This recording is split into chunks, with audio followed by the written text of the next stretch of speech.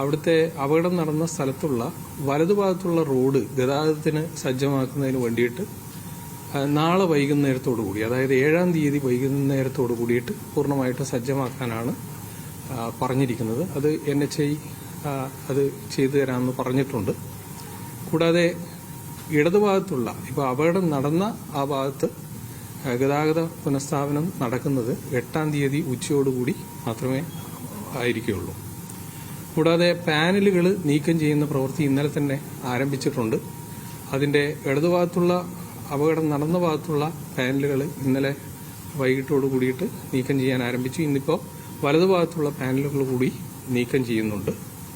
കൂടാതെ വാട്ടർ അതോറിറ്റിയുടെ pipe line അവിടെ താർന്നിട്ടുണ്ട്. അത് പുനഃസ്ഥാപിക്കുന്നതിനുള്ള പ്രവർത്തനങ്ങൾ ഇന്ന് വൈകിട്ടോട് കൂടിയിട്ട് ആരംഭിക്കും.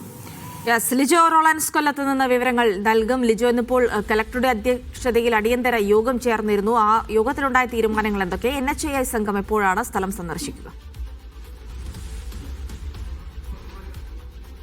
ജിൽസി, കളക്ടറുടെ അധ്യക്ഷതയിൽ ചേർന്ന യോഗത്തിൽ ചില നിർണായക തീരുമാനങ്ങൾ ഉണ്ടായിരിക്കുന്നു. അതിൽ പ്രധാനമെന്ന് പറയുന്നത് സർവീസ് റോഡ് വഴിയുള്ള ഗതാഗതം എത്രയും വേഗം പുനഃസ്ഥാപിക്കുക. 8-ാം തീയതിയോടുകൂടെ തകർന്ന സർവീസ് റോഡ് വഴിയുള്ള ഗതാഗതം പുനഃസ്ഥാപിക്കുന്നുള്ള കാര്യമാണ് ദേശീയപാത അതോറിറ്റി അധികൃതർ ഇപ്പോൾ കളക്ടറെ അറിയിച്ചിരിക്കുന്നത്. മറ്റൊന്നെന്ന് പറയുന്നത് 2 തരത്തിലുള്ള അന്വേഷണങ്ങൾ അതിൽ നടക്കുന്നുണ്ട്. ഒന്ന്, NHIയുടെ ഉന്നത ഉദ്യോഗസ്ഥർ ഇവിടെ എത്തിക്കൊണ്ട് ഒരു പരിശോധനയും അന്വേഷണവും ഒക്കെ നടത്തുന്നുണ്ട്.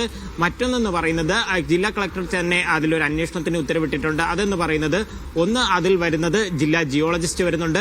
മറ്റൊന്ന് PWD റോഡ്സ്, PWD NHന്റെ ചുമതലയുള്ള ഉദ്യോഗസ്ഥർ, ഈ ഗ്രൗണ്ട് വാട്ടറിലെ ഉദ്യോഗസ്ഥർ, ഇവരെല്ലാം ഈ സ്ഥലം, അതായത് ഈ അപകടം നടന്ന സ്ഥലം മാത്രമല്ല, ആളുകളും ജനപ്രതിനിധികളും ആശങ്ക അറിയിച്ച മറ്റ് 3 സ്ഥലങ്ങൾ കൂടെയുണ്ട്. ആ സ്ഥലങ്ങളെല്ലാം സന്ദർശിച്ചതിന് ശേഷം ഒരു വിശദമായ റിപ്പോർട്ട് നൽകുകയും എന്താണ് ഇനി അവിടെയൊക്കെ ചെയ്യേണ്ടത് എന്നുള്ള കാര്യം, അല്ലെങ്കിൽ അവിടെയൊക്കെ അപകടാവസ്ഥയിലാണോ എന്നുള്ള കാര്യമൊക്കെ കൃത്യമായി അറിയിക്കുകയും ചെയ്യും. NHയുടെ ഒരു ഉദ്യോഗസ്ഥൻ സ്ഥലത്തെത്തിയിട്ടുണ്ട്. മറ്റുള്ളവർ നാളെ രാവിലെ എത്തുന്നതോടുകൂടെ ആയിരിക്കും ഈ അപകട സ്ഥലം സന്ദർശിക്കുകയും ഇനി എങ്ങനെയായിരിക്കണം പുനർനിർമ്മാണം എന്നുള്ള ഒരു കാര്യത്തിൽ അവരുടെ റിപ്പോർട്ടിന്റെ അല്ലെങ്കിൽ അവരുടെ ഒരു നിർദ്ദേശത്തിന്റെ അടിസ്ഥാനത്തിൽ മാത്രമായിരിക്കും പോവുക. അതായത് ഈ കോൺക്രീറ്റ് പില്ലറുകൾ വയ്ക്കണമോ, നിലവിലെ രീതിയിൽ തന്നെ കൂടുതൽ ബലപ്പെടുത്തിക്കൊണ്ട് ഒരു നിർമ്മാണം നടത്തണമോ, അടിയിലൂടെ പോകുന്ന ഓടയുടെ ഭാഗം പുനർനിർമ്മിക്കണമോ, എത്തരത്തിലുള്ള കാര്യം എന്നുള്ളത് അതിനുശേഷമായിരിക്കും തീരുമാനമെടുക്കുക. മറ്റൊരു കാര്യം, NHയുടെ ഉന്നത ഉദ്യോഗസ്ഥർ എത്തുന്നതോടെ ആളുകൾക്ക് എന്തെങ്കിലും പറയാനുണ്ടെങ്കിൽ അക്കാര്യം അവരുടെ പരാതികളിലൂടെ കേട്ടതിന് ശേഷമായിരിക്കും ഒരു നിഗമനത്തിലേക്ക് എത്തുക എന്നുള്ള കാര്യമാണ് പറയുന്നത്. തൽക്കാലം റോഡ് ആ ഭാഗത്ത് അപകടകരമായ രീതിയിലുള്ള മണ്ണ് അവിടെ നിന്ന് മാറ്റുക. മറ്റൊന്ന്, 8-ാം തീയതി ഉച്ചയോടുകൂടി, അതായത് ഇലക്ഷന്റെ തൊട്ട് തലേ ദിവസമാണ്, തിരക്കേറെ വർദ്ധിക്കും.